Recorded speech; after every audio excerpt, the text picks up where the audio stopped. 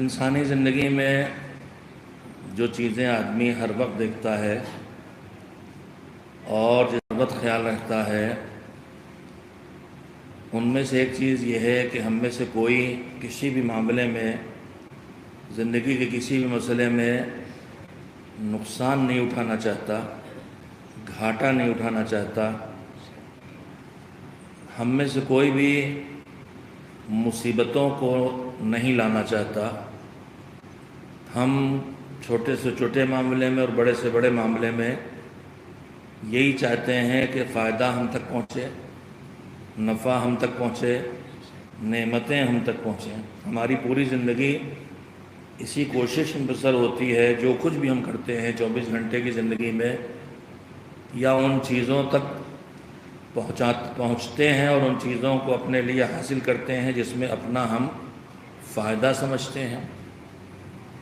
ایک گلاس پانی سے لے کے روزی کمانے تک، اور جن چیزوں میں ہم اپنا نقصان سمجھتے ہیں اس سے ہمیشہ بچتے ہیں اور خود کو بچاتے ہیں۔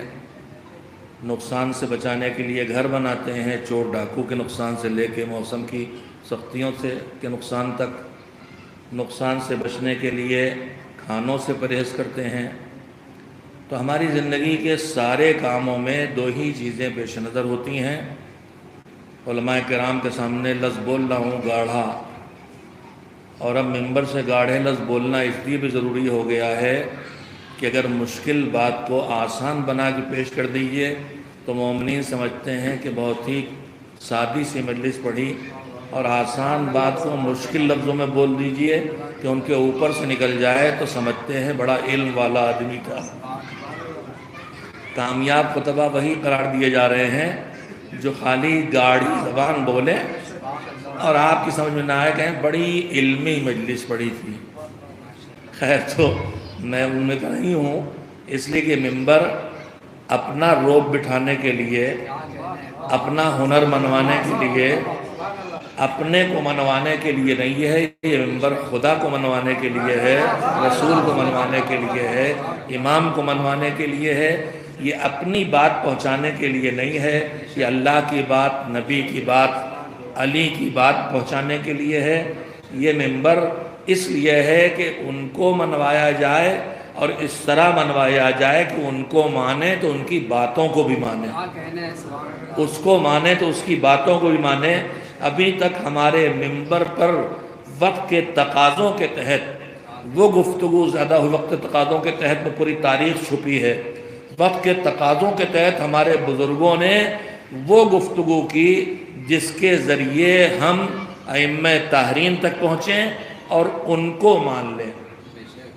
اس لیے کہ ہمارے ماضی میں ہمارے اوپر ایک بڑا حملہ ہوا تھا تحفہ اثنا عشریہ کے نام سے کتاب لکھ کر، اور اس میں دین اسلام کی سچی تصویر جو مذہب تشیع میں ہے، اس سچی تصویر کو بگاڑ کے پیش کیا گیا تھا، اور اس میں امامت و ولایت کا شدت سے انکار کیا گیا تھا۔ اور امامت و ولایت کے مقابلے میں جو لوگ آ گئے تھے حکومتوں پر خلافت کے نام پر، ان کو حق پہ ثابت کیا گیا تھا۔ کتاب اتنی مضبوط لکھی گئی تھی کہ عوام کے لیے اس کے جواب کا فراہم کرنا مشکل تھا، لہذا ہمارے علماء مل کے کھڑے ہوئے اور انہوں نے اس کتاب تحفہ اثنا عشریہ کے جواب میں متعدد کتابیں لکھی۔ آپ لفظ اکثر سنتے ہوں گے، ایک خاندان ناصر الملت کا خاندان، اس کے افراد ابقاتی کہلاتے ہیں۔ تو یہ ابقاتی جو ہے، یہ کتاب ابقات الانوار سے منسوب ہے۔ کتاب ابقات الانوار اسی خاندان کے بزرگوں کی لکھی ہوئی کتاب، میر حامد حسین ناصر الملت، جو اسی تحفہ اثنا عشریہ کے صرف ایک چیپٹر کا جواب ہے، نہ جانے کتنی جلدوں میں۔ میں نے یہ تذکرہ اس لیے کر دیا کہ کچھ ہم کو جوانوں کو معلوم ہو۔ اکثر کہا جاتا ہے کہ جیسے بزرگ مجلس پڑھ رہے تھے وہی آپ لوگ کیوں نہیں پڑھتے، وہ فضائل پڑھتے تھے، وہ متائن پڑھتے تھے۔ ایک تو ایسا نہیں ہے کہ ہمارے بزرگوں کے دور میں صرف فضائل اور متائن ہوتے تھے، متائن سمجھتے ہیں، ایک گاڑی بولی میں نے خالی. متائن کا مطلب ہے کہ جو دشمنان اہل بیت ہیں ان کے نقائص کو بیان کرنا، نہ کہ گالیاں دینا. ہمارے ہاں بہت سی چیزیں ایک دم اس پیغام سے دور چلی گئی ہے جو مذہب نے دیا ہے. ہمارے ہاں تبرہ گالی دینا بن گیا. تبرہ گالی دینا نہیں ہے، برائی سے خود کو دور کرنا ہے. صرف زبان کے ذریعے نہیں، اپنے عمل کے ذریعے بھی برائی سے دور کرنا ہے. لعنت گالیاں دینا نہیں ہے. لعنت جو جھوٹ بولے، جو ظلم کرے، جو غصب کرے. قرآن مجید میں بھی مختلف افراد کو قابل لعنت قرار دیا گیا ہے. لعنت کا مطلب برا بھلا کہنا، کوسنا، گالیاں دینا نہیں ہے. لعنت بالکل الٹا ہے اس کا مطلب صلوات کا. صلوات کا مطلب تو آپ جانتے ہی ہوں گے. اچھا نہ بھی جانتے ہو تو بھیج تو دیجیے.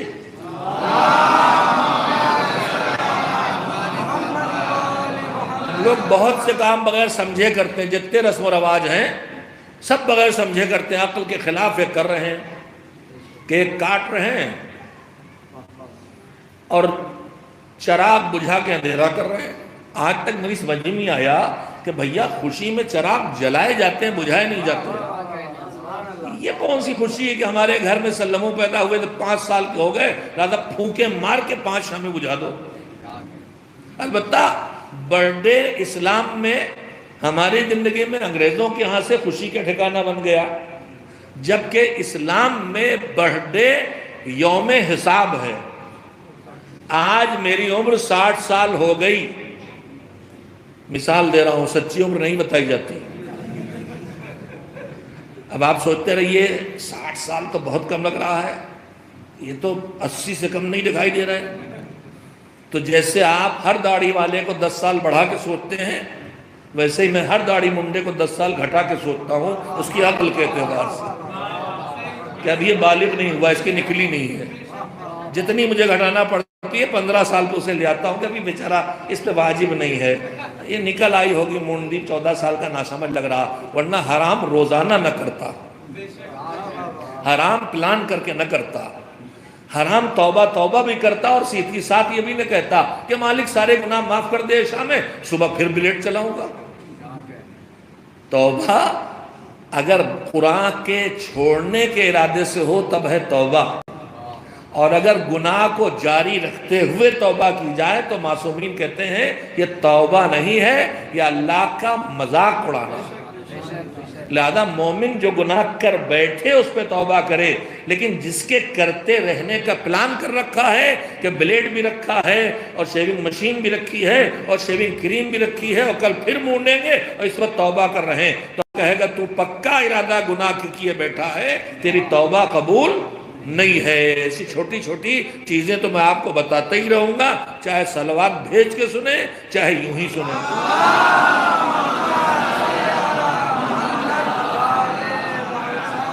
آئیے بات پہ جملہ اور سن لیں. گناہوں کی 2 قسمیں، ایک بڑے گناہ، ایک چھوٹے گناہ. بڑے گناہ یعنی جن پر جہنم کی سزا کا وعدہ ہے قرآن مجید میں یا صحیح روایات میں، اور چھوٹے گناہ یعنی جن میں جہنم کی سزا نہیں، اس سے پہلے کی کوئی سزا، وہ بھی ہلکی پھلکی سزا نہیں. فشار قبر کوئی چھوٹی سزا ہے کہ ہڈی ہڈی میں گھس جائے، دانت دانت میں چلے جائے، کوئی چھوٹی سزا نہیں ہے. گھٹن قبر کی، تاریکی قبر کی، دم نکلنے کی اذیت، یہ سب سزائیں ہیں مگر جہنم سے ہلکی ہیں. تو گناہ صغیرہ پہ بڑی سزا گناہ کبیرہ یعنی جہنم کی سزا، لیکن گناہ صغیرہ جس پہ جہنم کی سزا نہیں ہے، کبھی کبھی آدمی ہلکے میں لے لیتا ہے کہ یہ تو گناہ صغیرہ ہے. داڑھی مونڈنا گناہ ہے مگر چھوٹا گناہ ہے. مگر یاد رکھیے گا کہ چھوٹا گناہ تب تک چھوٹا رہتا ہے جب تک کہ دہرایا نہ جائے، اور چھوٹا گناہ جیسے ہی دہرایا جائے ویسے ہی وہ بھی گناہ کبیرہ بن جاتا ہے. اور پھر میرے عزیزو، گناہ کرنا اور ہے، بغاوت کرنا اور ہے. گناہ کرنے کا مطلب کر بیٹھا، کرنا نہیں چاہتا تھا. بغاوت یعنی تو منع کر رہا ہے پھر بھی کریں گے. لہذا میرے داڑھی مونڈنے والے ایک بار پھر جائزہ لے لیں کہ مونڈنے میں کون سی ایسی لذت آ رہی ہے کہ جس کے مقابلے میں اللہ کی ناراضگی خریدنے پہ تیار ہیں. اور اگر اللہ کی ناراضگی اچھی نہیں لگتی ہے تو پھر اللہ نے جو نعمت رکھنے کے لیے دی ہے اسے ضائع نہ کیجئے. ایک صلوات بھیجئے محمد علیہ. بات میں بات نکلی، میں نے کہہ دیا تو عرض کر رہا تھا تبرہ کیا ہے؟ برائی سے دوری. لعنت کیا ہے؟ جو صلوات ہے اس کا الٹا. صلوات کیا ہے؟ صلوات یہ ہے جو ہم یہ کہتے ہیں اللہم صلی علی محمد و آل محمد. اس میں ہم اللہ سے دعا کرتے ہیں کہ پروردگار تو اپنی رحمت نازل کر. کس پر؟ حضرت محمد مصطفیٰ صلی اللہ علیہ وسلم پر اور ان کی آل پر، جس میں مولا علی سے لے کے آخری حجت تک 12 امام شامل ہیں اور حضرت فاطمہ الزہرا سلام اللہ علیہ ان پہ رحمت نازل فرما. اور یہی ایک دعا ہے دعاؤں میں جس کے لیے روایات میں ہے کہ ہر دعا تمہاری رد ہو سکتی ہے لیکن یہ تمہاری دعا رد نہیں ہوتی. اور اسی بہانے ہمارے چھٹے امام نے سلیقہ دعا کی بھی سکھایا ہے. امام نے فرمایا جب تمہیں کچھ اللہ سے مانگنا ہو تو شروع میں بھی اپنی دعا سے پہلے صلوات پڑھو، یعنی نزول رحمت کی دعا کرو، اور آخر میں بھی نزول رحمت کی دعا کرو پیغمبر اور ان کی آل پر. فرمایا اس لیے کہ جب یہ کرو گے تو تمہاری دعا کا قبول ہونا یقینی بن جائے گا. کیوں؟ کہا اللہ اس سے بڑا ہے کہ 2 کناروں کی بات مان لے تمہاری اور بیچ والی نہ مانے.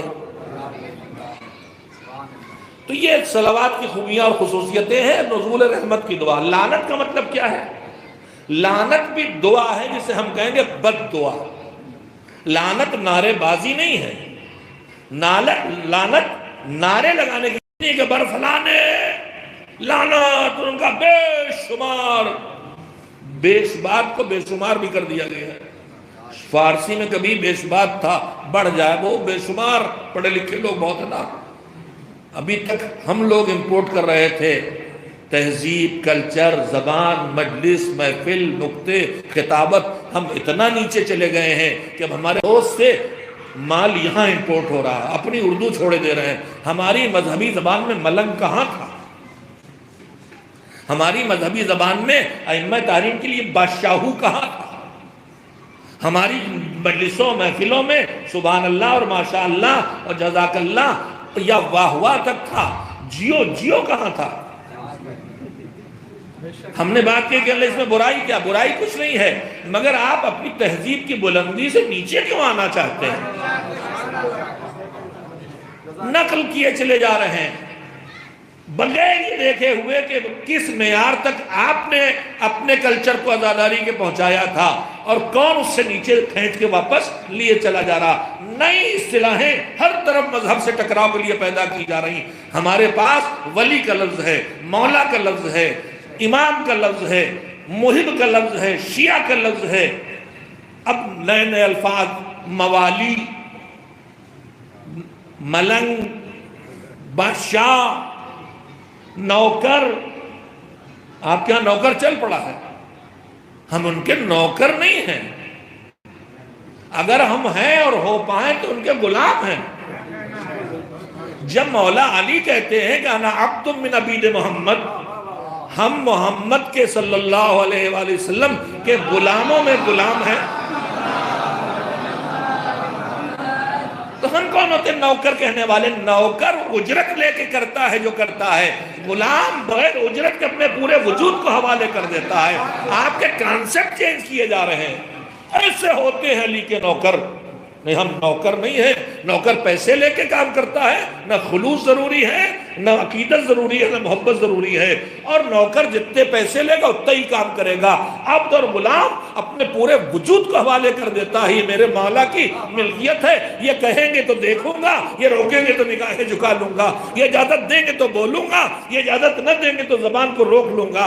اپنے پورے وجود کو حوالے کرنا ہے. وہ ہمارے مولا ہیں، ہم ان کے غلام ہیں. نوکر کو ہلکا کیا گیا. بادشاہ کی کیا اوقات ہے؟ وہ کائنات کے مولا ہیں. بادشاہ تو میرے عزیزو چوکنا رہو، جاگتے رہو.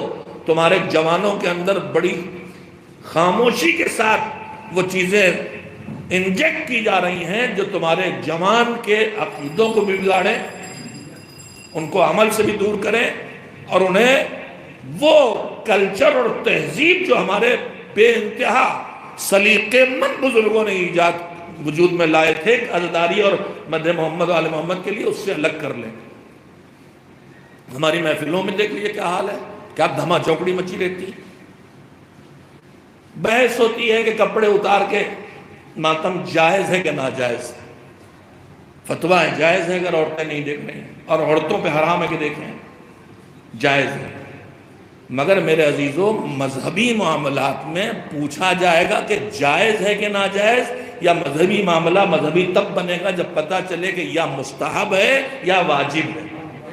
نہیں، آپ اس بات کو سمجھیں، جائز ہو جانا کوئی اجر نہیں دلاتا، جائز ہو جانا تو بس اتنا بتاتا ہے کہ میں یہ کام کر سکتا ہوں، لیکن مجھے کرنا تب عزاداری میں جائز کو لا کے ڈالوں گا، یا عزاداری میں وہ اعمال کروں گا جو مستحب بن جائیں۔ جائز چیزوں سے بھرتا چلا جاؤں گا تو مستحب کی جگہ ختم ہوتی چلی جائے گی، لہذا مجھے اپنی مرضی سے عزاداری نہیں کرنا ہے، وہ چیزیں عزاداری میں لانا ہے جن چیزوں کو لا کے عزاداری کا اسے مصداق بنایا جا سکے اور وہ مستحب ہو سکے۔ مجھے کسی ایک فقیر سے دکھلا دیجئے لکھا ہوا کہ کپڑے اتار کے ماتم کرنا مستحب ہے۔ اب اس کے خلاف ہم کیوں بول رہے ہیں؟ ابھی ایک کہیں کوئی علماء اس بارے میں بول دیتے ہیں تو ایک فتویٰ آج کل گھوم رہا ہے سستانی حفظہ اللہ کا، ان سے پوچھا گیا کپڑے اتار کے ماتم کرنا جائز؟ انہوں نے کہا ہاں جائز ہے، نامحرم عورتیں نہ دیکھ رہی ہوں، اس لیے کہ مرد کے لیے نامحرم کے سامنے پیٹھ کا کھولنا اور سینے کا کھولنا جائز نہیں، اور عورت کو اس کا دیکھنا بھی جائز نہیں۔ اب کہا گیا ہم ماتم ہی ماتم کر رہے ہیں، عورتیں کیوں دیکھیں؟ اب اس صدیوں سے تو ہم یہی دیکھ رہے ہیں کہ عورتیں دیکھتی ہیں، اب آپ اپنی عورتوں کو اتنا کنٹرول کر لیے تو اتاریے کپڑے۔ مگر میں دوسری بات کہنا چاہتا ہوں، آپ اس مجلس میں کپڑے اتار کے کیوں نہیں آئے؟ آ جائیے اکیلی بنیان میں انڈرویئر پہن کے فتویٰ پوچھئے کہ مجلس میں خالی مرد کے لیے انڈرویئر پہن کے جانا جائز ہے کہ نہیں؟ کہے گا ہاں جائز ہے فتویٰ۔ مرد کے لیے انڈرویئر پہن کے نماز پڑھنا جائز ہے کہ نہیں؟ جائز ہے۔ امام جمعہ کے لیے جانگیا بنیان پہن کے خطبہ دے کے نماز پڑھانا جائز ہے کہ نہیں؟ کوئی ایک مفتی لکھ دے کہ حرام ہے تو بتائیے گا مجھے، پھر کیوں نہیں کرتے؟ پھر کیوں نہیں کرتے؟ یا بنیان گھر میں لنگی پہنے ٹہل لیتے ہیں، آپ لنگی پہن کے نہیں آئے، پیجامہ پہن کے آئے۔ ارے ہم نے کہا کیوں بھائی، لنگی اچھا خاصا لباس تھا، بدن بھی کھولا نہیں تھا، کیوں بدل؟ ارے کہنے ہیں مولانا مجلس جا رہے ہیں۔ تو مجلس جا رہے ہیں تو سلیقے کا لباس پہن کے آ رہے ہیں، کیوں؟ ارے کہا مولانا گھر کی بات اور ہے، وہاں چاروں طرف کے لوگ ہوتے ہیں، اب ان کے سامنے اچھا نہیں لگتا، تو یہاں آپ بنیان اتار کے بیٹھیں گے مجلس میں؟ بیٹھیے، نہیں بیٹھیں گے، کیوں؟ تہذیب کے خلاف۔ تو میں آپ سے پوچھنا چاہتا ہوں کہ ہم آپ جمع ہوئے تو یہاں بنیان اتار کے بیٹھنا تہذیب کے خلاف ہو گیا، تو تمہارا اور ہمارا سب کا ماننا ہے، اور مذہب نے بتایا ہے اور علماء نے مانا ہے کہ فرش ادا پر خالی ہم تم نہیں بیٹھے ہیں، ملائکہ بھی بیٹھے ہیں، رسول خدا بھی بیٹھے ہیں، فاطمہ الزہرا بھی تشریف فرما ہے، علی مرتضیٰ بھی آئے ہیں، حسن و حسین بھی آئے ہیں۔ تو جب اتنے بزرگ بیٹھے ہیں تو تمہاری حیا کیسے اجازت دیتی ہے کہ تم ان کی موجودگی میں بنیانیں اتار کے ماتم کر رہے ہو؟ کتنے ناسمجھ ہو، کتنے غیر مہذب ہو، اور کیا وہ خوش ہوگی اگر میرا بیٹا بازار میں بنیان اتار کے ٹہلے تو مجھے کتنی تکلیف ہوگی؟ تو فاطمہ زہرا کے غلام اگر یہاں ماتم کے نام پہ ہی بنیانیں اتار دیں تو کیا وہ خوش ہونے والی؟ تو بات جائز ناجائز کی نہیں ہے، بات سلیقے کی ہے، بات تہذیب کی ہے۔ جائز تو بہت کچھ ہے مگر سارے جائز پہ آپ عمل نہیں کرتے ہیں۔ عزاداری کا حصہ وہی چیز بنے گی جو مستحب ہو، خالی جائز ہو جانے سے کچھ نکلنے والا نہیں ہے۔ ایک صلوات بھیجے محمد و آل محمد۔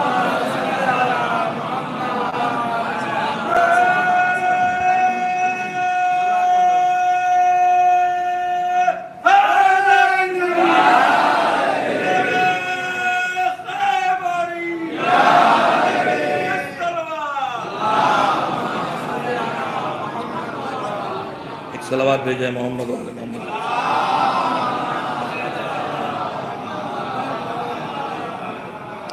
میں نے جو آیت آپ کی خدمت میں پڑھی، میں نے عرض کیا کہ ہم اس دنیا میں ہر وہ کام کرنا چاہتے ہیں جس سے ہمیں فائدہ حاصل ہو، اور ہم گھاٹے سے اور نقصان سے بچنا چاہتے ہیں۔ ایک صلوات بھیجیں محمد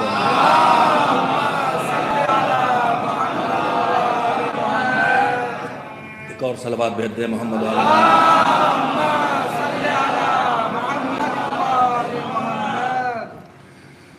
عزیزو، میں نے جو آیت پڑھی ہے اس میں اللہ کہتا ہے قُلْ هَلْ نُنَبِّئُكُمْ بِالْأَخْسَرِينَ أَعْمَالًا، اے صاحبان ایمان تم بتاؤ کہ کیا ہم تمہیں ان لوگوں سے باخبر نہ کر دیں۔ پیغمبر سے حکم رہا ہے، پیغمبر آپ ان سے کہیے، کن سے کہیے؟ پیغمبر سے کہا جاتا ہے ان سے کہیے تو مسلمانوں سے کہیے، مومنین سے کہیے۔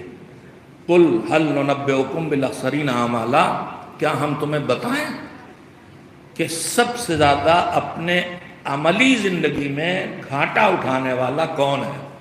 میں کہوں سب سے زیادہ پریکٹیکل لائف میں گھاٹا اٹھانے والا کون ہے؟ اپنے اعمال کے لحاظ سے گھاٹا اٹھانے والا، اپنے کاموں کے لحاظ سے گھاٹا اٹھانے والا کون ہے؟ 2 سیکنڈ سوچئے۔ جو نہ کرے اس کی تو بات ہی نہیں ہو رہی، یہاں تو جس نے کیا ہے اس کی بات ہو رہی ہے نا۔ جو اعمال کرے اور گھاٹے میں رہے، اعمال کرے کا مطلب جو مذہب کہتا ہے وہ ہم نے کیا، یا جو نیکی ہم نے سمجھا جس چیز کو اسے ہم نے کیا، جو ہمیں اچھا لگا وہ ہم نے کیا۔ ہم نے مجلس کی، ماتم کیا، تبرک بانٹے، دھانگے باندھے، کڑے ڈالے، ڈنڈے تعویذ کیا، زنجیریں باندھی جا کے منتوں کی، علم پہ دوپٹے باندھے نظروں اور منتوں کے، کھچڑے بانٹے، افطاریاں بانٹیں، جو کچھ ہمیں ٹھیک لگا وہ ہم نے کیا۔ ہم نے غلط سمجھ کے نہیں کیا، جو ہمیں ٹھیک لگا وہ ہم نے کیا۔ مگر جو ہمیں ٹھیک لگے وہ ہم کر ڈالیں نہیں۔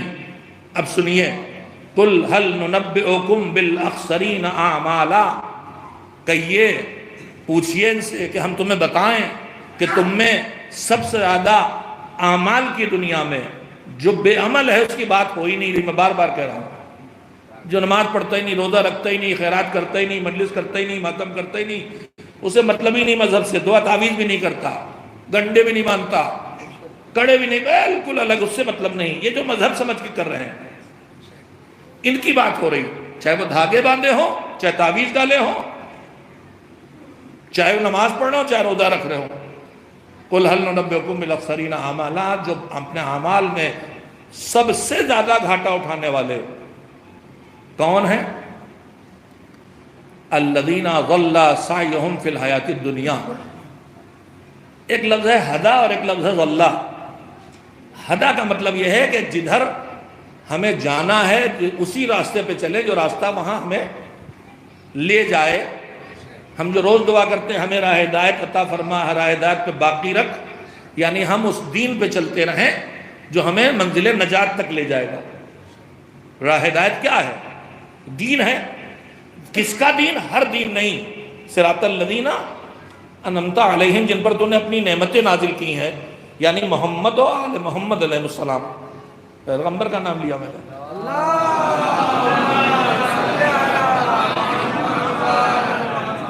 ان کی راہ پہ ہمیں چلا، غیر المغضوب علیہم ولا الضالین، نہ گمراہ یہودی اور عیسائی، اور نہ وہ جن پر تیرا غضب نازل ہوا۔ فاطمہ کا غضب جس پر نازل ہوا اس پر اللہ کا غضب نازل ہوا۔ اتسکلو لے لیجئے، کبھی کوئی بحث کرے تو پوچھ لیجئے گا کہ اللہ کا غضب کس پہ نازل ہوا، تو حدیث سنا دیجئے گا، پیغمبر کے ارشاد سنا دیجئے گا کہ رضا فاطمہ رضا اللہ، جس سے فاطمہ خوش اس سے اللہ خوش، اور جس سے فاطمہ کا غضب جس پر اس پہ اللہ کا غضب۔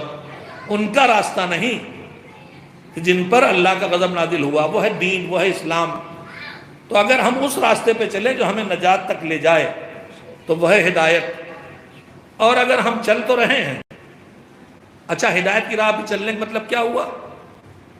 چلنے کا مطلب یہ ہے کہ توحید کو مانا ہے تو نماز بھی پڑھ رہے ہیں، امامت کو مانا ہے تو ان کی اطاعت بھی کر رہے ہیں، یہی تو ہوا چلنا۔ عقیدے اپنانا چلنا نہیں ہوا، عقیدوں کے تقاضوں کو پورا کرنا صراط مستقیم پہ چلنا ہوا سچ بولنا، ایمانداری کرنا، خوش اخلاقی برتنا، واجبات انجام دینا، مستحبات کرنا، یہ ہے سیدھے راستے پہ چلنا۔ حرام کرنا غلط عقیدے۔ اذان ہو رہی ہے، السلام علیکم۔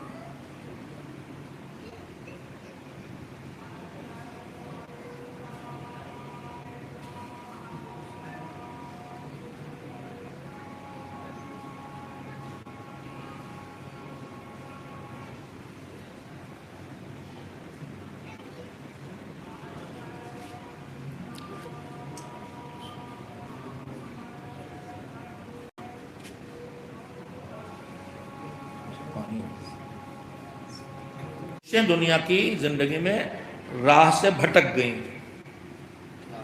اللہ کی طرف رخ نہیں رہا، آخرت کی طرف رخ نہیں رہا۔ وَهُمْ يَحْسَبُونَ أَنَّهُمْ يُحْسِنُونَ صُنْعًا، وہ یہ سمجھتے رہے کہ ہم اچھا کر رہے ہیں، ہمارے سب کام اچھے ہیں، مگر اللہ کہہ رہا ہے کہ وہ کام اللہ کی راہ سے ہٹ گئے تھے۔ وہ کون کون سے کام ہیں؟ فہرست میں سے چند ایک سن لیں۔ وہ جو ہماری اچھی کوشش اور ہم اچھا سمجھ کے کر رہے ہیں مگر وہ اللہ کی راہ سے ہٹ گیا ہے، ان میں سے پہلی چیز یہ ہے کہ ہم واجب چھوڑ کے مستحب کریں۔ ہم خمس نہ نکالیں، بکرا قربان کر رہے ہیں۔ ہم خمس نہیں نکالتے، افطاری بھیج رہے ہیں۔ ہم زکوٰۃ واجب ہے وہ نہیں دے رہے ہیں، لیکن فاتحہ میں 10 بوری آٹا پکوا رہے ہیں۔ تو ہم اپنے خیال میں نیکی کر رہے ہیں مگر اللہ کہہ رہا گھاٹے میں جا رہے ہو، اس لیے کہ واجب چھوڑ کے مستحب کر رہے ہو، یہ قبول ہونے والا نہیں ہے۔ تو ایک جگہ یہ ہے کہ ہم واجب چھوڑ کے مستحب پہ چلے جائیں۔ واجب موجود ہے، حج نہیں کیا، زیارتیں کرنے جا رہے ہیں۔ ذلّ سعیہم فی الحیاۃ الدنیا، پیسہ بھی لگایا، وقت بھی لگایا، ملنا کچھ نہیں۔ رمضان کے روزے نہیں رکھے، فضیلتیں بہت پڑھ لی، لہذا شعبان کا آخری روزہ رکھے بیٹھے۔ روزہ ایک نہیں رکھتے، افطاری ایک نہیں چھوڑتے، بھیجنا۔ ایسے وہ بھی ہے قصہ، ایک صاحب روزہ ایک نہیں رکھتے تھے، افطاری ایک نہیں چھوڑتے تھے، کسی کا شرم نہیں آتی، روزہ ایک نہیں رکھتے، افطاری روز کھاتے ہو، کہ اللہ کا کیا بالکل ہی کافر ہو جائیں؟ کم سے کم افطاری کھانے بھر کے مسلمان رہے۔ تو ہماری زندگی میں بہت نمونے، اب ان کو سنانے کا وقت نہیں ہے چونکہ اذان ہو چکی ہے، اور میں چاہتا ہوں جلد از جلد مجلس ختم کر کے جماعت قائم ہو۔ مستحب کرنا، واجب چھوڑنا، یہ بھی ہماری ناسمجھی ہے اور ہماری کوشش اس میں بیکار جاتی ہے۔ خمس جس پہ واجب ہے اس میں واجب نماز بھی صحیح ہونے والی نہیں ہے۔ ہم زندگی بھر نمازیں واجب پڑھ رہے ہیں اور کپڑے بن رہے ہیں ان پیسوں سے جن کا خمس واجب ہوا تھا اور نہیں نکالا ہے۔ گھر بنایا ان پیسوں سے جن میں خمس نہیں نکالا تھا، گھر بنا دیا، اس گھر میں رہتے ہیں، مجلس، ماتم، نظر، نیاز، نماز، روزہ کچھ صحیح نہیں۔ بہن کے حصے پہ قبضہ کر لیا ہے، بیٹھے مارے بیٹھے ہیں، جو کچھ بھی کریں کچھ صحیح نہیں۔ یہ سب وہی ہیں جو سمجھ رہے ہیں کہ ہم اچھا کر رہے ہیں مگر اچھا نہیں کر رہے ہیں، وقت کا مال کھا کے اسی سے مجلسیں کر رہے ہیں، کچھ نہیں۔ ایک رخ۔ دوسرا رخ ہے رسم و رواج کو مذہب سمجھ کے کرنا۔ میں فہرست خالی گنا رہا ہوں، ہماری سال بھر کی زندگی میں جتنے اچھے کام اپنے خیال میں کرتے ہیں ان میں سے ایک بہت بڑی تعداد ہم نہیں جانتے، آپ اسے مذہب سمجھتے ہیں جبکہ وہ مذہب نہیں ہوتا، وہ صرف رسم ہوتی ہے۔ میں ایک نمونہ خالی آپ کو سناتا ہوں۔ ہر انسان کی موت کے بعد ہماری عورتیں 13 شعبان کو عرفہ کرتی ہیں، 13 کو 14 کو نہیں، 15 کو نہیں ہوتا۔ ہاں اس میں اختلاف مجتہدین کے فتاوی الگ الگ ہیں۔ 13 14 جب بھی عرفہ ہوتا، کیا ہوتا اس میں؟ حلوہ پکے، کھانا پکے، فاتحہ، جو بھی ہوتا ہو۔ شریعت میں کوئی چیز ایسی ہے ہی نہیں جو اس تاریخ کے لیے آئی ہو، اس نام سے آئی ہو۔ عرفہ 9 ذی الحجہ کے دن کا نام ہے۔ جو عرفہ ہے وہ 9 ذی الحجہ ہے۔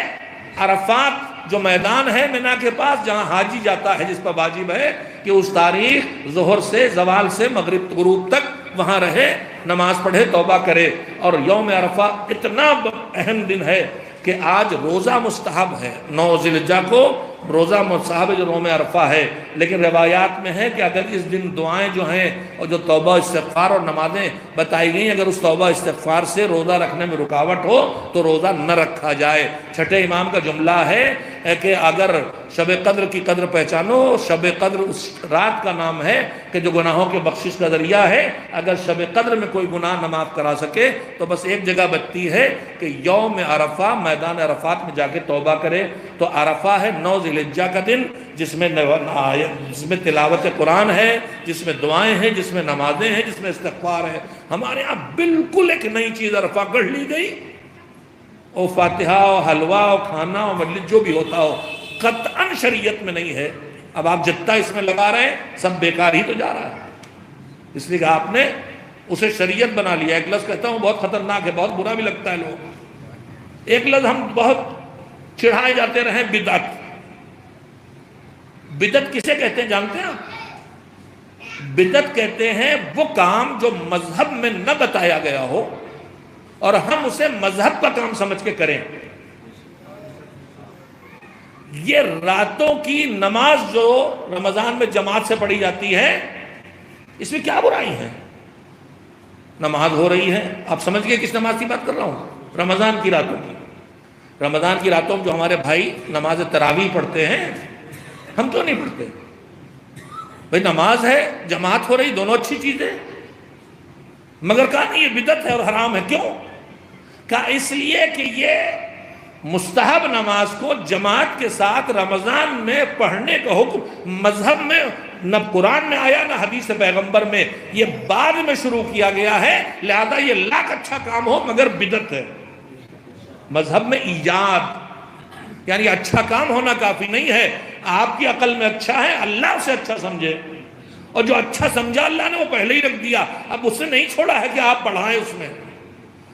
ہاں آپ کو بڑھانے کی کوئی گنجائش اس نے چھوڑی نہیں ہے، تو مذہب نہ کہے اور اسے مذہب سمجھ کے کیا جائے، یہ ہے بدعت۔ ہر وہ کام جو آپ مذہب سمجھ کریں اور مذہب نہ بتا رہا ہو وہ ثواب نہیں دلائے گا، بدعت ہے، اور بدعت ایجاد کرنے والے پہ لعنت کی گئی۔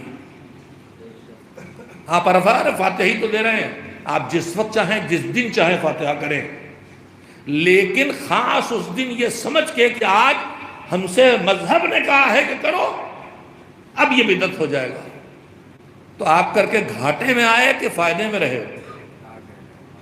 کہہ دیجئے گھاٹے میں نہ مانیے گا۔ ہاں سمجھیے گا، میرا نمبر سن لیجئے، جو سمجھ میں بات نہ آئے میں ہاتھ جوڑ گزارش کرتا ہوں پہلے مجھ سے پوچھئے، میں وضاحت نہ کر سکوں تو سوشل میڈیا پہ جا کے گالیاں دینا شروع کیجیے گا۔ میرا نمبر ہے 9415306997، پھر دوہراتا ہوں 9415306997۔ جو میری گزارشات ہیں اگر میں آپ کو کوئی چیز خلاف مذہب لگے، خلاف دین لگے تو مجھے بتائیے گا، پہلے نہ حل کروں تو پھر علماء سے پوچھئے گا، وہ بھی حل نہ کریں تو پھر جائیے گا تو یہ چاہے کیجیے گا۔ تو میرے عزیزو، گھاٹا ہم کہاں کہاں اٹھا رہے ہیں؟ واجب چھوڑ کے مستحب، مذہب چھوڑ کے رسمیں کیے چلے جا رہے ہیں۔ بہت فہرست ہے میرے پاس، لیکن اب سنانے کا وقت نہیں۔ تیسری ایک چیز جو اس وقت بات کہہ کے ختم کروں، مذہب نے 2 طرح کے کام رکھے ہیں۔ کچھ کام وہ ہیں کہ جن کا اس نے کوئی وقت معین نہیں کیا ہے، جب چاہو کرو۔ کچھ کام وہ ہیں جن کا اس نے وقت معین کیا ہے۔ مثال کے طور پر تلاوت قرآن ہے، کوئی خاص وقت اس کا نہیں، 24 گھنٹے میں جب چاہو، کوئی وقت زیادہ اچھا ہے پڑھنے کے لیے، لیکن یہ نہیں کہ اسی وقت کرنا ہے۔ ماں باپ کے ساتھ نیکی ہے، اس کا کوئی وقت معین نہیں ہے کہ صبح کے، دوپہر کے، شام۔ پڑوسی کے ساتھ حسن سلوک ہے، جب چاہو کرو، لیکن کچھ کام ہیں جن کے وقت معین ہیں۔ واجب نمازیں ان کا وقت معین ہے، ماہ رمضان کا روزہ ان کا وقت معین ہے، حج ان کا وقت معین ہے۔ تو دو طرح کے کام ہوتے ہیں، ایک معین وقت والے اور ایک وہ جن کا کوئی وقت معین نہیں، جب چاہو کرو۔ نماز پنجگانہ معین وقت والی عبادت ہے کہ نہیں؟ اس وقت آیا ظہر کا، یہ اول وقت ہے، پھر وقت فضیلت ہے، پھر ایسے ہی وقت ہے کہ بس نہ بہت اونچی نماز ہوئی نہ گنہگار ہوئے، وہ ہو گئی سورج ڈوبنے تک، اور اس کے بعد پھر وقت ختم ہو گیا، گنہگار ہوئے، توبہ کرو، قضا کرو۔ تو نماز کے 3 وقت ہیں، ایک آتے ہی 7، 8، 10 منٹ، جیسے بھی زوال 12:44 تھا اگر، تو 12:44 سے 12:52 تک اول وقت ہے۔ اب زوال سے 1 گھنٹہ 40 منٹ تقریباً وقت فضیلت رہے گا، اور اس کے بعد پھر عام وقت ہے کہ اب پڑھ لو تو ٹھیک ہے، قضا نہیں ہوئی مگر کوئی ثواب بھی بہت زیادہ ملنے والا نہیں ہے، گنہگار نہیں ہو گئے۔ جتنی دیر اتنا نقصان، جتنی دیر اتنی ویلو کم، اور قضا ہو گئی تو گنہگار ہوئے، توبہ کرو اور قضا کرو۔ تو نماز کا وقت معین ہے۔ مجلس کا کون سا وقت ہے بتائیے؟ صبح زیادہ اچھا ہے مجلس کرنا کہ دوپہر کے شام؟ بھائی نماز کا وقت معین ہے اور اس میں بھی 3 وقت ہیں، اول وقت وقت فضیلت، وقت کفایت۔ مجلس میں کیا ہے؟ کوئی وقت معین ہے؟ اب یہ بتائیے کہ اگر میرے اوپر 2 ڈیوٹیاں ہیں ایک ساتھ، ایک کا وقت معین ہے اور ایک کبھی بھی کر سکتا ہوں، تو میرا سلیقہ دین کیا کہہ رہا ہے؟ پہلے ڈاکٹر جیسے ٹائم طے اس سے جا کے ملیں گے، پھر وکیل کہاں چلے جائیں گے۔ تو میرے عزیزو، نماز کا ایک وقت معین ہے اور مجلس کا کوئی وقت معین نہیں ہے، لہذا یہ ناسمجھی کے علاوہ کچھ نہیں ہے کہ نماز کے معین وقت کا ثواب چھوڑ کے اس وقت مجلس کی جائے۔ مجلس ایسی رکھی جانا چاہیے کہ جو وقت نماز سے نہ ٹکرائے۔ اور جب نماز کا کوئی وقت، مجلس کا کوئی وقت معین نہیں، تو پھر مجھے ایک جملہ اور کہنے دیجیے، نماز میں اول وقت پڑھوں تو اول وقت، تھوڑا دیر کر کے پڑھوں تو فضیلت، بہت دیر کر کے پڑھوں تو وقت کفایت، مگر مجلس چاہے جب کروں وہی اس کا اول وقت بھی ہے، وہی اس کا وقت فضیلت بھی ہے۔ ایک صلوات بھیجے محمد و آل محمد۔ حقائق کو قبول کر کے ہمیں اپنے رویے تبدیل کرنا چاہیے۔ ہمارے یہاں 40ووں کی مجلسوں میں صرف میں ابھی آج سے 10 سال پہلے تک مرثیہ، سو، سلام کچھ ہوا، ایک آدھ قطع تاریخ پڑھنے والے 2 شاعر آ گئے اور مجلس ہو گئی۔ اب ہمارے ہاں ہر چیز پہ کثرت، ایک سلیقے کی کمی یہ بھی ہے، بیلنس ختم ہونا، کہیں زیادہ زور لگانا، کہیں ہلکا کر دینا۔ اسلام بیلنس دین ہے۔ اللہ کے حق میں نماز روزے میں اتنا نہ لگو کہ بچے بھوکے رہ جائیں، اور بچوں کو کھلانے میں اتنا نہ لگو کہ مسجد جانا بھول جاؤ۔ ہمارے درمیان یہی دکھائی دیتے ہیں، کچھ ہو گئے سوشل ورکر مسجد میں، نماز میں، امام باڑے میں، مجلس سے نہیں دکھائی دیتے، اور کچھ مجلس مسجد ہر جگہ ہے، پڑوسی بھوکا مرتا مرا کرے۔ اللہ نہ ان سے راضی نہ ان سے راضی۔ ایکسٹریم نہیں چاہیے، بیلنس چاہیے، اس لیے کہ ہمارا دین غدیر کا دین ہے۔ غدیر میں جو آگے گئے تھے انہیں پیچھے بلایا تھا، جو پیچھے رہ گئے تھے انہیں آگے بلایا تھا۔ تو بیچ کی جگہ کھڑے ہو، بیلنس، نہ ادھر نہ ادھر۔ بولول دانا بڑا سے دھنی تھی، سرامن سمجھتے ہیں؟ دھنی تو سمجھتے ہی ہوں گے، لکڑی کی کڑی جو یہ لوہے کی ہے نا، شاید نہیں، تو سیمنٹ ہے، لکڑی کی چھتوں میں وہ جو کیا کہتے ہیں، کنڈی، اچھا چلیے کنڈی، ہماری گاؤں میں دھنی کہتے ہیں۔ وہ زمین پہ پڑی تھی، بہلول گئے ادھر سے اٹھایا اٹھا لیا، ادھر گئے ادھر سے اٹھایا اٹھا لیا، اب بیچ سے اٹھا رہے اٹھتی نہیں۔ کہنے لگے کیا کر رہے ہو؟ کہ یہ بتانا چاہتا ہوں کہ اکیلے دنیا اٹھا لو بڑے آرام سے اٹھ جائے گی، اکیلی آخرت اٹھا لو بڑے آرام سے اٹھ جائے گی، مگر آخرت اور دنیا کو بیلنس کرنا بڑا مشکل کام ہے۔ تو اسلام بیلنس چاہتا ہے، اللہ کے حق اور بندوں کے حق میں بیلنس، آخرت اور دنیا میں بیلنس، مادی زندگی اور روحانی زندگی میں بیلنس، بیوی سے رشتے اور اماں سے رشتے میں بیلنس۔ بیوی کی طرف زیادہ جھک گئے، اماں کنارے کر دی گئی، اماں کی بات سن لی، بیوی کنارے، اسلام راضی نہیں۔ اب تو خیر ہمارے مسائل ہی، ایک ہمارا نقصان یہاں بھی ہے کہ ہم اگر اچھائیوں کی طرف آتے ہیں، نماز روزہ مجلس ماتم کے ہو گئے، اللہ کا حق ادا کرنے میں کوتاہی نہیں کر، بندوں کا حق چپل کچلنے سے لے کے مجلس میں، یہ مجلس میں آتے ہیں چپلیں کچل کے، یہ بندوں کا حق پامال کرتے ہیں۔ ہم کبھی متوجہ ہوتے ہیں یہ بھی گناہ کر کے آئے، 25 گناہ کر کے آتے جاتے ہیں مجلس میں نماز میں چپلوں کو چلتے ہوئے، کبھی متوجہ بھی نہیں ہوتے۔ تو ایک گھاٹے کا سودا یہ بھی ہے کہ اللہ کا حق ادا ہوتا رہے اور بندوں کا حق ادا نہ ہو۔ ماں باپ ناراض ہیں، اللہ کے لیے سجدے ہو رہے ہیں، کسی کام کے نہیں۔ بیلنس ضروری ہے، بیلنس ضروری ہے، فلسفہ ہے اسلام کا کہ بیلنس۔ اب ہمارے یہاں اسٹریم والے آ جاتے ہیں، کچھ ادھر چلے گئے کچھ ادھر چلے گئے۔ مجلس کا اجر و ثواب دیکھ کے اب ہم نے ایصال ثواب کی مجلس میں میری نگاہوں کے سامنے ایک سادہ سی مجلس، اسلام سادگی کا دین ہے اور اسلام سہولت کا دین ہے۔ اسلام نہ رنگین کرتا ہے نہ سخت بناتا ہے۔ مہمان باہر سے آئے کھلانا پڑے گا، مگر ولیمے جیسے کھانے کھلانے کی ضرورت نہیں ہے، بھوک مارنے والے کھانا کھلاؤ، غم کا موقع ہے۔ سادگی رکھو گے تو سہولت آئے گی۔ اب 40واں بھی ایک مصیبت بن گیا، پورے گاؤں کو کھلانا ہے۔ ابھی گاؤں والے کیوں کھائیں گے؟ ان کے گھر میں ہے تو مہمان آئے انہیں کھلاؤ کہ بھوکے نہ جائے۔ اور اس میں بھی ایک راستہ نکل سکتا ہے کہ ایک ہی پہ بوجھ نہ پڑے۔ جسے گھر میں ہمارے وطن میں پروگرام مجالس کے ہوتے، سارے گاؤں والے دروازے کھول دیتے ہیں کہ جو مہمان جس کے گھر سے جڑا ہے وہاں آ کے کھائے، ایک گھر میں نہ جائے۔ جیسے عراق میں دروازہ ہر زائر کے لیے کھلا ہوتا ہے، تو ویسے ہی آپ بھی کر سکتے ہیں کہ 40ویں کے کھانے کا بوجھ ایک آدمی میں پڑنے کے بجائے سب دروازے کھلے ہیں، ان کا عزیز وہاں کھا رہا، ان کا عزیز وہاں کھا رہا، یہی چیز آسان ہو جائے، سہل ہو جائے۔ اور اگر یہ برا ہی لگتا ہے تو کم سے کم سادگی تو رکھیے۔ مگر اب بڑھتی چلی گئی، تبرک میں سادہ سے تبرک بڑھتا تھا، اب اس میں پاور دکھایا جا رہا۔ اب اس کے بعد 40ویں میں مولانا سے وعدہ لیتے تھے، مولانا نہیں آئے تو سناٹا، مجلس پڑھنے والا کوئی نہیں۔ اب تو ہر علاقے میں ماشاءاللہ اتنی بڑی تعداد موجود ہے، مسئلہ نہیں رہا۔ لیکن آج سے 40-50 سال پہلے یہ تھا کہ اگر آپ نے یہاں کسی کو بلایا وہ نہ آیا تو پورے علاقے میں کوئی نہیں ہے جس سے آپ مجلس پڑھوا لیں۔ تو لوگوں نے تدبیر کی کہ ایک بڑا مولانا 40ویں کے لیے اور ایک علاقائی چھوٹے مولانا ایک اور مجلس، کہ وہ نہ آئے تو مجلس ہو جائے، ضرورت سے کیا انہوں نے۔ اب یہ ضرورت جو ہے وہ فلسفہ سمجھے بغیر یہ بھی فیشن بن گیا کہ 40ویں میں 3 مجلسیں ہو رہی ہیں اور 2 ہو رہی ہیں۔ میں منع نہیں کرتا کیجئے، مگر اتنا مشکل نہ بنائیے کہ جو آپ کر رہے ہیں اسے غریب دیکھ کے اپنا کھیت بیچ کے کرے۔ جو آپ کر سکتے ہیں آپ گھٹائیے تاکہ جو نہیں کر سکتا ہے وہ احساس کمتری کا شکار نہ ہو، وہ رحم نہ رکھے کہ ورنہ اس کو بھی کرنا پڑے گا۔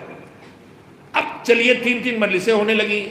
اب اس کے بعد جناب قطع تاریخ کہنے والے شاعر تو ہو گئے ختم، اب ان کی جگہ پہ آ گئے شعراء۔ چلو بھائی وہ بھی تھے، اب شعراء کے بجائے بھی ان کی ہو گئی قدر ختم، خالی گلوکاروں کی قدر رہ گئی۔ اب اس کے بعد ان کے تعلقات ان سے، ان کے تعلقات ان سے، لہذا 36 شاعر بلائے جا رہے ہیں۔ شعراء کرام برا نہ مانے کہ اپنی پکی کر رہے ہو، ہماری کاٹ رہے ہو۔ نہیں میرے عزیزوں، میں جو ہونا چاہیے میں نہ بلائیے آپ مجھے، لیکن جو ہونا چاہیے وہ دھیان دیجئے، جو کرنا چاہیے وہ کیجئے۔ آپ بڑھائیں چلے جا رہے ہیں 3 4 5 شاعر۔ اچھا شاعر بھی اب نہ یہاں تو خیر الحمدللہ ماشاءاللہ سے ماں کے اوپر بھی سنا میں نے، اور مناسبت سے سنا، اور ممبر کی مولانا جو نظامت کر رہے تھے انہوں نے بہترین پیغام دیا۔ لیکن اب ہو یہی رہا ہے کہ ہماری مجلسیں بھی ان کی نظامت ویسے ہونے لگی جیسے کوئی محفل مقاصدہ ہو۔ مجلس کی نظامت کیا مطلب ہوتا ہے؟ سادگی رکھو بھائی، جو تھی جو سب کے لیے ہمیشہ ممکن رہے۔ یہ قصیدہ نہیں، مقاصدہ نہیں ہو رہا کہ انجمنیں کرے، یہ ہر گھر کی ضرورت ہے، لہذا اتنا سادہ جو مذہب نے رکھا رہنے دو تاکہ ہر گھر ہمیشہ کر سکے۔ محفلوں کی طرح، مقاصدوں کی طرح نظامت ہونے لگی۔ اب مطلب ہی نہیں ہے کہ یہاں مجلس ہے، مجلسوں میں سلام پڑھے جاتے ہیں، میں روز سنتا ہوں قصیدے پڑھے جا رہے ہیں، جس کا جو جی چاہ پڑھا۔ اب لمبی شاعری اور تعلقات پہ کئی مرثیے اور پھر کئی شعراء۔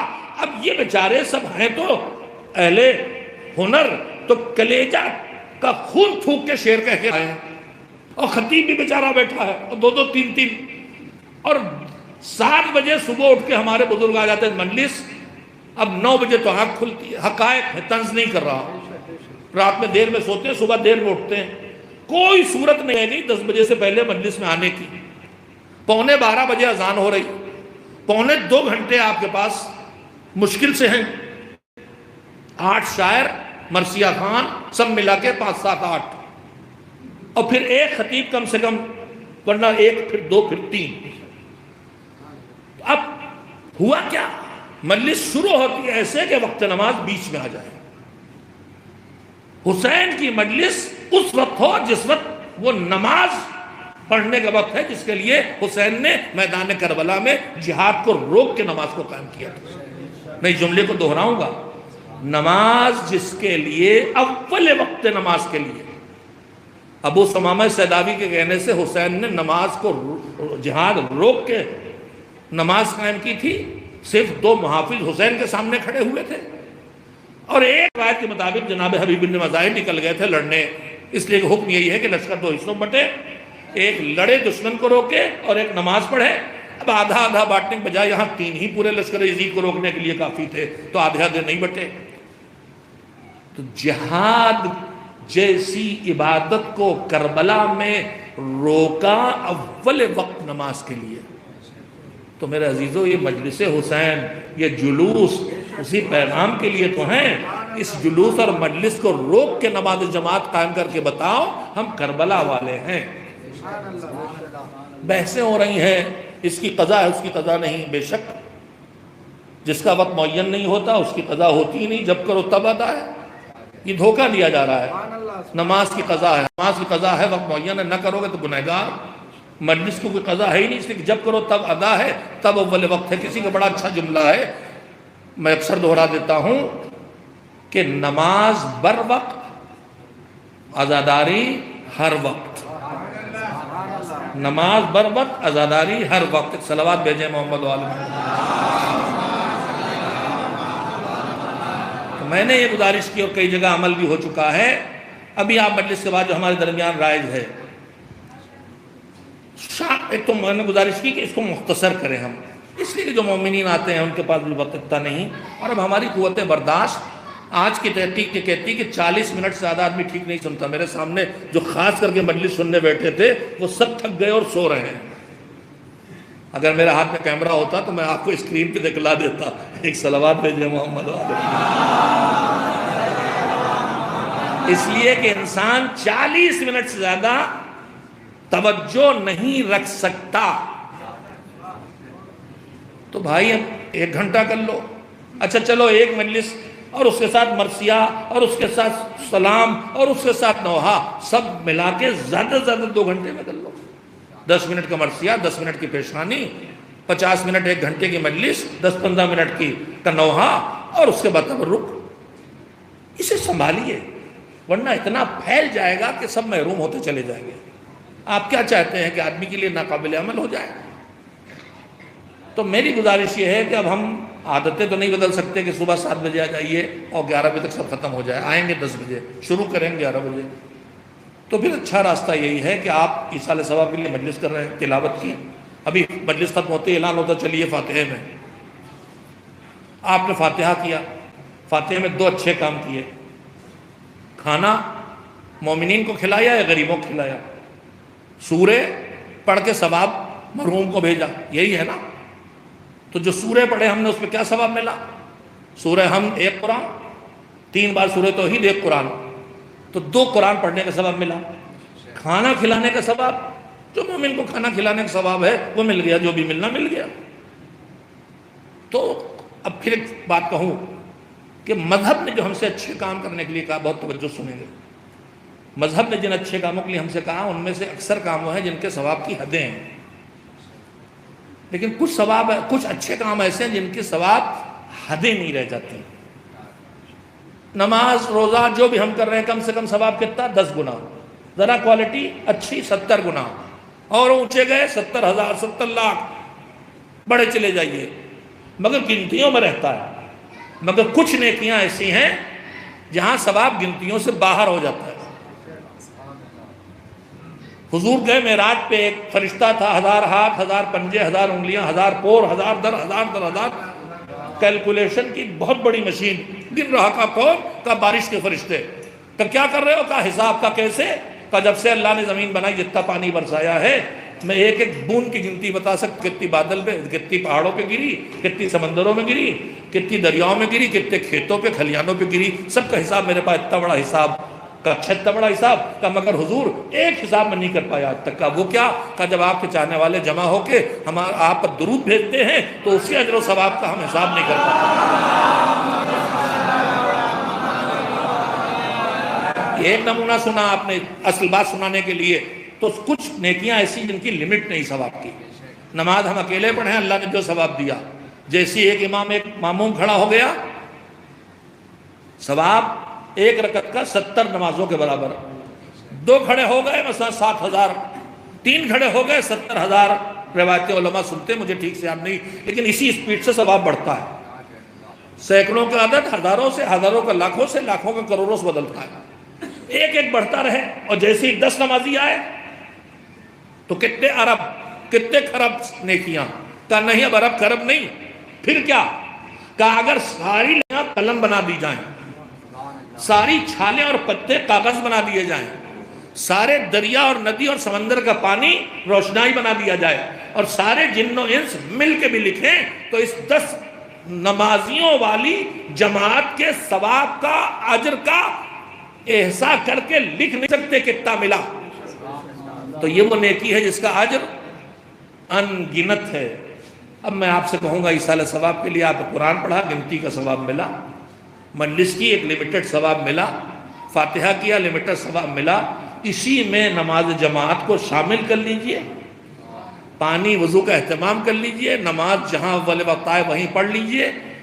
نماز جماعت پڑھنا آپ پہ واجب نہیں ہے، لہذا جماعت کا ثواب آپ مرحوم یا مرحومہ کو دے سکتے ہیں، اور یہی اتنے اعمال میں وہ ثواب ہوگا جو گنتی کا نہیں ہوگا، جو انگنت ہوگا۔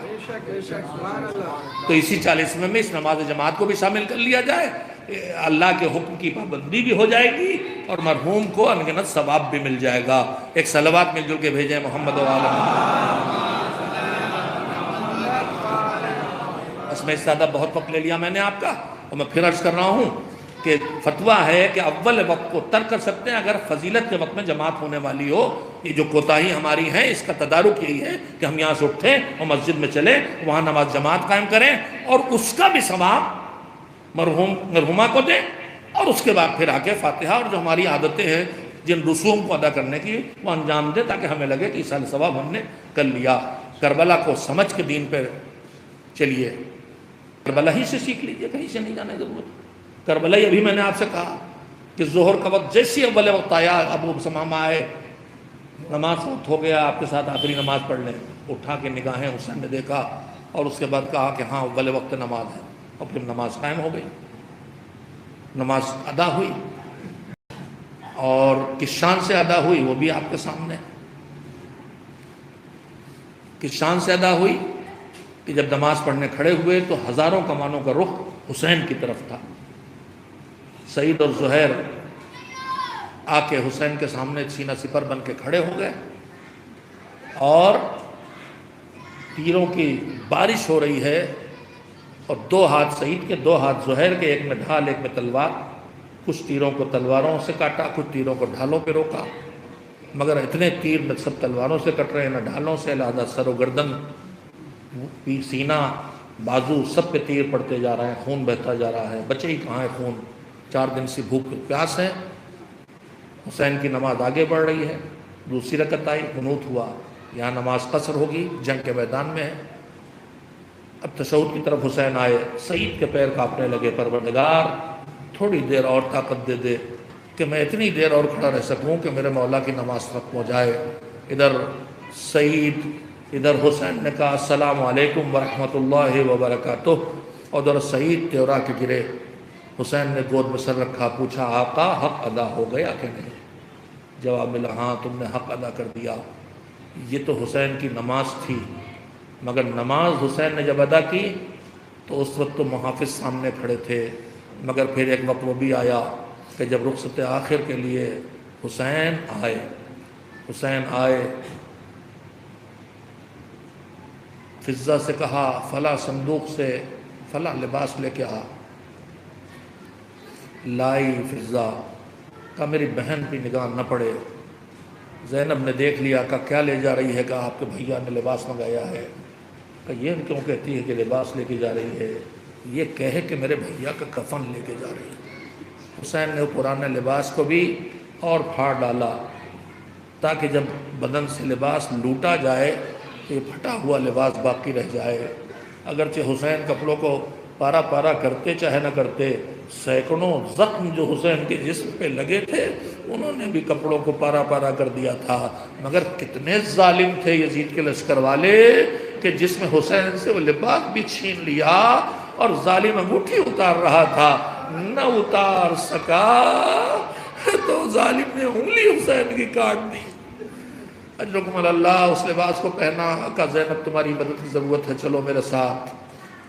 سید سجاد کے خیمے میں آئے، شدید بخار کے عالم میں غش میں پڑے ہیں۔ زینب نے گود میں اٹھا کے سر رکھا، چہرے پہ ہاتھوں کو بولا بھیا بیٹا آنکھیں کھولو، دیکھو تم سے ملنے کون آیا۔ سید سجاد نے اتنی دیر کے بعد ہوش میں آئے ہیں کہ جب باپ کو دیکھا تھا تو باپ صحیح سالم تھے، اب جو نگاہ پڑی تو خون میں ڈوبا ہوا بدن، جگہ جگہ زخم کا، بابا یہ کیا ہوا؟ کا جنگ ہو رہی ہے۔ کہا بابا جنگ ہو رہی ہے تو حبیب کیا ہوئے؟ کا مارے گئے، مسلم کہاں شہید ہو گئے، زہیر قتل ہو گئے، میرا چچا عباس بازو کٹا کے سو گیا، میرا بھیا اکبر کا کلیجے برچھی کھا کے سو گیا، بس یہ تم ہو یا میں۔ بیمار نے کوہنیاں ٹیک کے اٹھنا چاہا، پھوپھی اماں پکڑ کے سہارا دے کے کھڑا کرو۔ زینب، حسین نے کہا رک جاؤ، تمہارا جہاد اگلی منزلوں میں۔ حسین وہاں سے نکلے، خیموں کے آگے کناتیں لگی ہیں، کناتوں میں بیویاں دو رویا سب بادیں کھڑی ہیں۔ حسین ایک ایک چہرے پہ نظر ڈالتے گزر رہے ہیں، بازوؤں میں رسی بندھے گی، ان رخساروں پہ تماچے پڑیں گے۔ گزرتے ہوئے حسین پہنچ گئے بہن تک، بہن کو رخصت کیا۔ بہن نے بے چین ہو کے بھیا کو خدا حافظ کہنے پہ تیار نہیں، چہرے پہ عجب کر وہ بے چینی ہے۔ حسین نے کہا بہن اس بے چین چہرے کے ساتھ اگر تم نے مجھے رخصت کیا تو جب مجھے گلے پہ خنجر چلے گا تو تمہارا یہ مسترب چہرہ نگاہوں میں آ کے اذیت دے گا۔ ایک مرتبہ لبوں پہ تبسم لا کے زینب نے کہا بھیا جاؤ اللہ کے حوالے۔ آئے لجام فرس ہاتھوں میں لی، اور اس کے بعد ایک مرتبہ داہنی طرف دیکھا، ایک بار بائیں طرف دیکھا۔ زینب سمجھ گئی ارے اب عباس نہیں ہے جو بازو پکڑے، اکبر نہیں ہے جو لجام فرس سنبھالے، میں تو موجود ہوں۔ بہن نے بھائی کو ہاتھوں سے پکڑ کے خود سوار کیا۔ حسین گھوڑے پہ بیٹھے، لجام فرس ہلائی، لے چل مجھے میدان میں لے چل۔ گھوڑا کھڑا رہا۔ حسین نے کہا مجھے پتا ہے تو بھی میری طرح بھوکا پیاسا ہے، زخمی ہے، مگر یہ آخری زحمت ہے۔ گھوڑے نے پھر ایک مرتبہ سر جھکا کے سر اٹھایا۔ حسین سمجھ گئے کچھ بتا رہا ہے، اب جو جھک کے دیکھا ارے ننھی سی بیٹی گھوڑے کے قدموں سے لپٹی فریاد کر رہی ہے ارے میرے بابا کو نہ لے جا۔ حسین اترے، بابا نے جب پہنچا دو کا بیٹا ممکن ہوتا تو کیوں نہ پہنچاتا۔ کہ بابا اچھا پھر ایک بار اور گلے جیسے لگا کہ رخصت کرو۔ حسین رخصت ہوئے، ادھر میدان کربلا میں پہنچے، جنگ شروع ہوئی، دونوں ہاتھوں میں تلوار برق کی طرح چمک رہی، سر اڑ اڑ کے گر رہے، کبھی میمنہ پہ حملہ، کبھی میسرہ پہ حملہ، کبھی قلب لشکر پہ، اور آواز دے رہے بھیڑیوں کہاں بھاگتے ہو، درندوں کہاں بھاگتے ہو، تم نے میرے عباس کو مار ڈالا، تم نے میرے اکبر کو مار ڈالا، کہاں جاتے ہو۔ حسین لڑ رہے ہیں، سر گر رہے ہیں، یہاں تک کہ چاروں طرف سے تیروں کی بارش شروع ہو گئی۔ اب حسین کے بدن سے خون تیز بہ رہا ہے، زہرا کا لال گھوڑے پہ بیٹھ کے جھومنے لگا۔ دور سے کسی نے پتھر مارا، پیشانی سے خون کا فوارہ ابلا، قبا کا دامن اٹھا کے پیشانی کا خون پوچھنا چاہا کہ ہرملا نے دل کا نشانہ لے کے 3 پھلوں کا تیر مارا جو دل کو توڑ کے پشت کی طرف آ گیا۔